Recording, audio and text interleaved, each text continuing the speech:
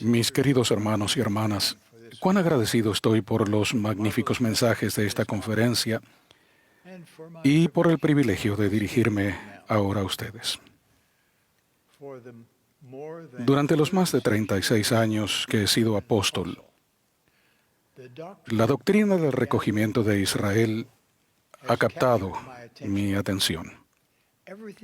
Todo me ha intrigado, incluidos los ministerios y los nombres de Abraham, Isaac y Jacob, sus vidas y sus esposas, el convenio que Dios hizo con ellos y que se extendió a través de su linaje, la dispersión de las 12 tribus y las numerosas profecías sobre el recogimiento en nuestros días.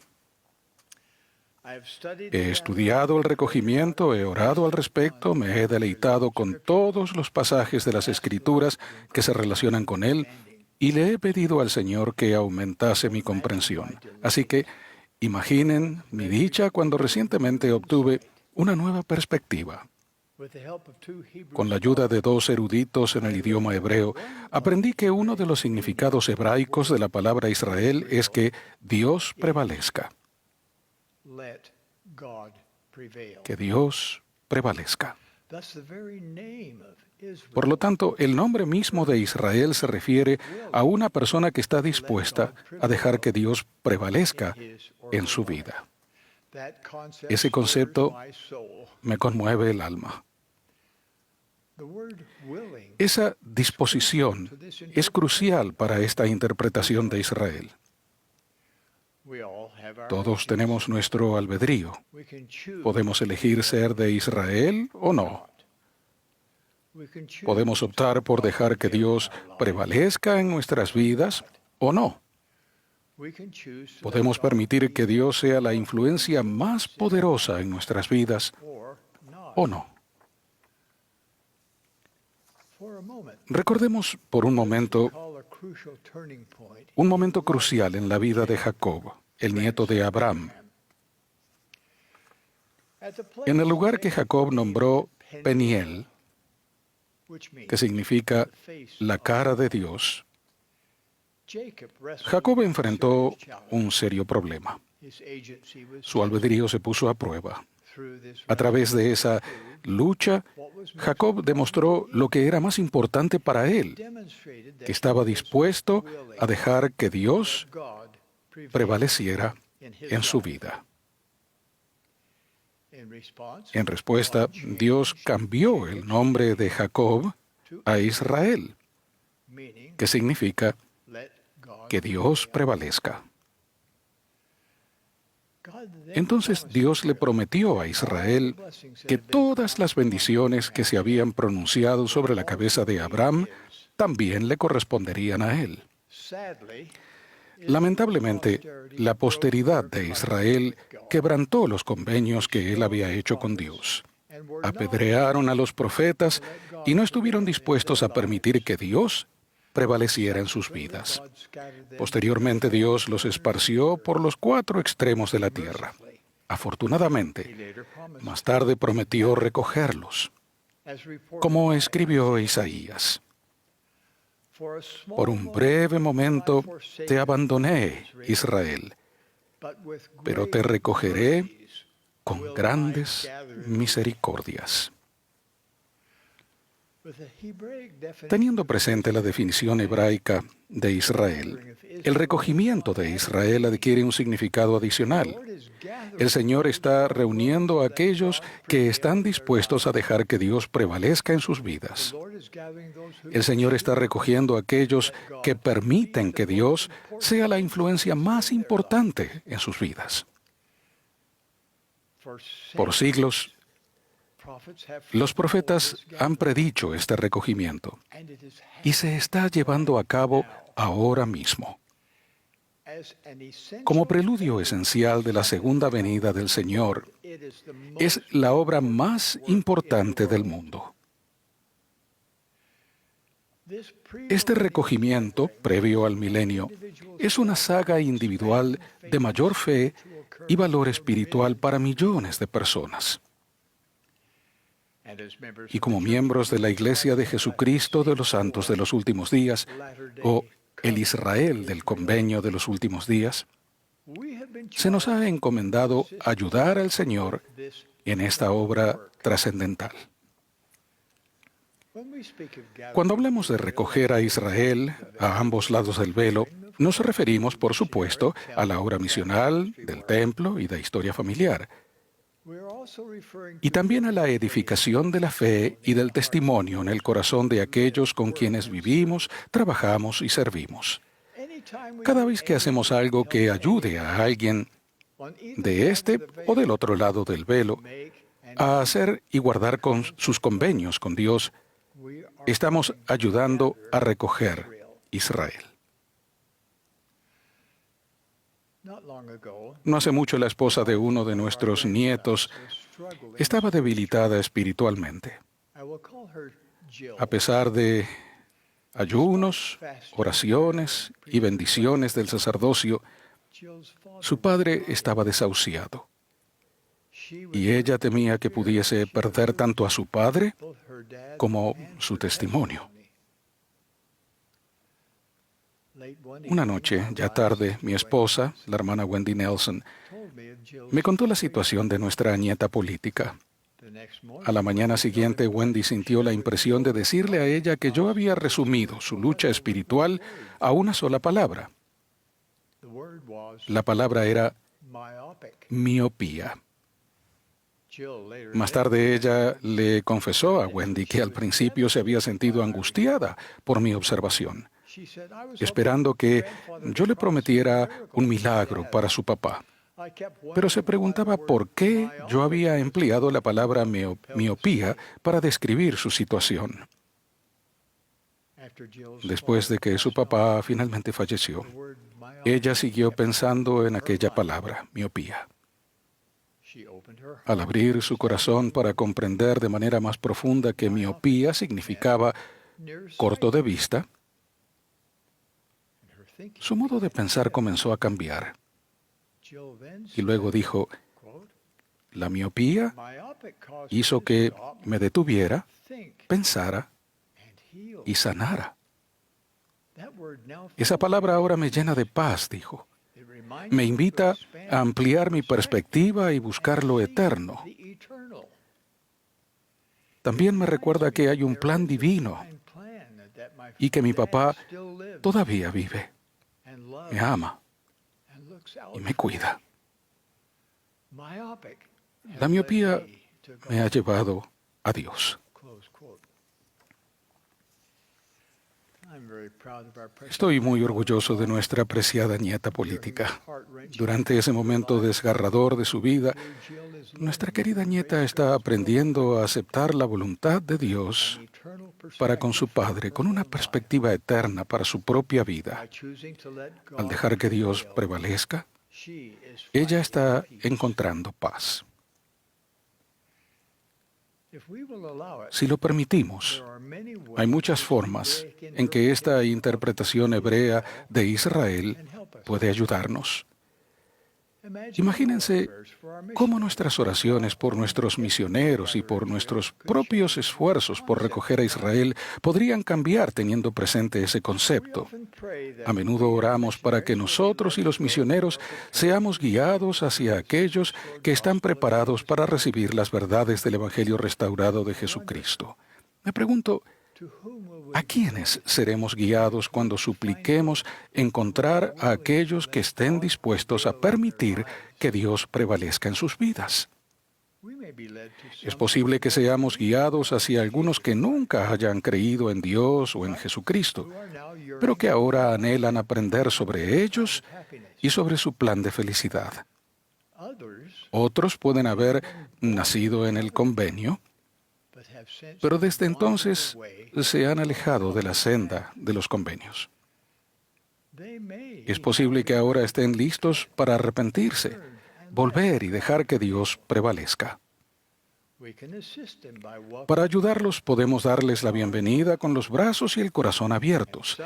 Y es posible que algunos, a quienes se nos guíe, siempre hayan sentido que algo les faltaba en la vida. También ellos anhelan la plenitud y el gozo que reciben quienes están dispuestos a permitir que Dios prevalezca en sus vidas. La red del Evangelio para recoger a Israel es amplia. Hay lugar para cada persona que acoja plenamente el Evangelio de Jesucristo. Cada converso se vuelve un hijo de Dios en el convenio, ya sea por nacimiento o por adopción. Cada uno se convierte en pleno heredero de todo lo que Dios ha prometido a los fieles hijos de Israel. Cada uno de nosotros tiene un potencial divino porque somos hijos de Dios. Cada uno es igual ante su vista. Las ramificaciones de esta verdad son profundas. Hermanos y hermanas, les pido que presten detenida atención a lo que les voy a decir. Dios no ama a una raza más que a otra. Su doctrina sobre este asunto es clara. Él invita a todos a venir a Él, sean negros o blancos, esclavos o libres, varones o mujeres. Les aseguro que la condición de ustedes ante Dios no la determina el color de la piel. La aprobación o desaprobación de Dios depende de nuestra devoción para con Él y sus mandamientos, y no del color de la piel. Me llena de pesar ver que nuestros hermanos y hermanas de raza negra sigan padeciendo los dolores del racismo y el prejuicio en todo el mundo. Hago un llamado a nuestros miembros en todo lugar de la tierra a dar el ejemplo de abandonar toda actitud y acción prejuiciosa contra cualquier grupo de seres humanos. Les ruego que promuevan el respeto para con todos los hijos de Dios. La pregunta para cada uno de nosotros, cualquiera sea nuestra raza, es la misma. ¿Estás dispuesto a dejar que Dios prevalezca en tu vida? ¿Estás dispuesto a permitir que Dios sea la influencia más importante en tu vida? ¿Permitirás que sus palabras, sus mandamientos y sus convenios influyan en lo que haces cada día? ¿Permitirás que su voz tenga prioridad sobre cualquier otra? ¿Estás dispuesto a permitir que todo lo que Él necesite que hagas tenga prioridad sobre cualquier ambición personal? ¿Estás dispuesto a que tu voluntad sea absorbida por la de Él? Considera cómo esa disposición podría bendecirte. Si no estás casado o casada y buscas un compañero o compañera por la eternidad, tu deseo de ser de Israel te ayudará a decidir con quién salir y cómo. Si estás casado o casada y tu cónyuge ha quebrantado sus convenios, el estar dispuesto o dispuesta a dejar que Dios prevalezca en tu vida permitirá que tus convenios con Dios permanezcan intactos. El Salvador sanará tu corazón quebrantado. Los cielos se abrirán al querer saber cómo seguir adelante. No es necesario que andes a la deriva ni que dudes. Si tienes preguntas sinceras sobre el Evangelio o la Iglesia, si dejas que Dios prevalezca, serás guiado para encontrar y comprender las verdades absolutas y eternas que darán rumbo a tu vida y te ayudarán a mantenerte firme en la senda de los convenios. Cuando enfrentes la tentación, incluso si ésta se presenta cuando estés exhausto o te sientas solo o incomprendido, imagina el valor que puedes reunir si dejas que Dios prevalezca en tu vida y si le suplicas que te fortalezca. Si tu deseo más grande es dejar que Dios prevalezca, formar parte de Israel, tantas otras decisiones se volverán más fáciles. Tantos problemas dejarán de ser problemas. Sabrás cuál es la mejor forma de arreglarte. Sabrás qué mirar y leer, dónde pasar tu tiempo y con quién asociarte. Sabrás lo que quieres lograr y el tipo de persona en la que realmente quieres convertirte. Ahora bien, mis queridos hermanos y hermanas, se necesita tanto valor como fe para dejar que Dios prevalezca. Se requiere un esfuerzo espiritual riguroso y constante para arrepentirse y despojarse del hombre natural mediante la expiación de Jesucristo. Se necesita un impulso constante y diario para desarrollar hábitos personales para estudiar el Evangelio, aprender más sobre nuestro Padre Celestial y Jesucristo, y buscar y responder a la revelación personal. Durante estos tiempos peligrosos de los que profetizó el apóstol Pablo, Satanás ya ni siquiera está tratando de ocultar sus ataques al plan de Dios. Abunda la maldad desenfrenada. Por lo tanto, la única manera de sobrevivir espiritualmente es determinarnos a permitir que Dios prevalezca en nuestras vidas, aprender a escuchar su voz y utilizar nuestra energía para ayudar a recoger a Israel. ¿Y cómo se siente el Señor en cuanto a las personas que permitirán que Dios prevalezca?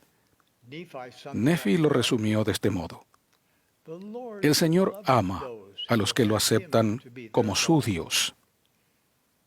He aquí, Él amó a nuestros padres e hizo convenio con ellos. Sí, con Abraham, Isaac y Jacob. Y recuerda los convenios que Él ha hecho. ¿Y qué está dispuesto a hacer el Señor por Israel? El Señor ha prometido que peleará nuestras batallas y las batallas de nuestros hijos y de los hijos de sus hijos hasta la tercera y cuarta generación. Al estudiar las Escrituras durante los próximos 6 meses, les invito a hacer una lista de todo lo que el Señor ha prometido que hará por el Israel del convenio. Creo que se asombrarán. Mediten en cuanto a esas promesas. Hablen acerca de ellas con su familia y amigos. Y luego, vivan conforme a ellas y vean que se cumplan en su propia vida. Mis queridos hermanos y hermanas, si deciden permitir que Dios prevalezca en sus vidas, experimentarán por ustedes mismos que nuestro Dios es un Dios de milagros. Como pueblo, somos sus hijos del convenio y se nos llamará por su nombre. De ello testifico en el sagrado nombre de Jesucristo. Amén.